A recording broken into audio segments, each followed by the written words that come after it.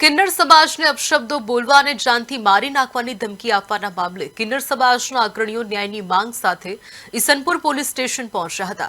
વિગતો મુજબ સંજય વ્યાસ નામના વ્યક્તિ દ્વારા કિન્નર સમાજના અગ્રણી સલ્ક દેને અવારનવાર ફોન પર જાનથી મારી નાખવાની ધમકીઓ આપવામાં આવી છે। આ અંગે કિન્નર સમાજના અગ્રણી કામિની દે અન્ય સભ્યો સાથે અગાઉ આપેલી અરજી પર તાત્કાલિક કડક પગલાં લેવાની માંગ અર્થે પોલીસ મથકે ઉમટ્યા હતા। આ મામલે ઈસનપુર પોલીસ સ્ટેશનના પીઆઈ જાડેજાએ જણાવ્યું હતું કે કિન્નર સમાજની અરજીના આધારે તપાસ શરૂ કરી દેવામાં આવી છે અને આ બાબતે કડક ન્યાયિક તથા નિષ્પક્ષ કાર્યવાહી કરવામાં આવશે। કિન્નર સમાજે પણ પોલીસ તંત્ર પાસે વહેલી તકે ન્યાય મળે તેવી અપેક્ષા વ્યક્ત કરી છે।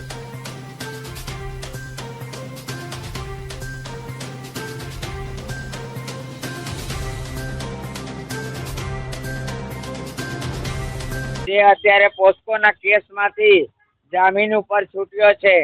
છૂટી કોર્ટમાં આવ્યો તો મારા ગુરુજી પણ કોર્ટમાં આવ્યા હતા। કોર્ટે નોટિસ બજાવી હતી તો અમે કોર્ટના કીધા પ્રમાણે અમે કોર્ટમાં હાજર હતા।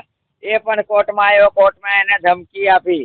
હા, અને આજ પણ અમને ફોન કરી પર્સનલમાં બધાને કે કહી દો એને સમાધાન કરી દે, નહીં તો એને પૂરું કરી દઈશ।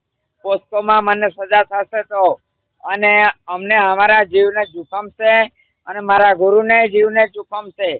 એ છે ગુંડો અને એ ગુંડા તત્વ ચલાવે છે અને જેટલા એના જોડે એક બે જે બી હોય છે એ બધા ગુંડા તત્વ જ છે।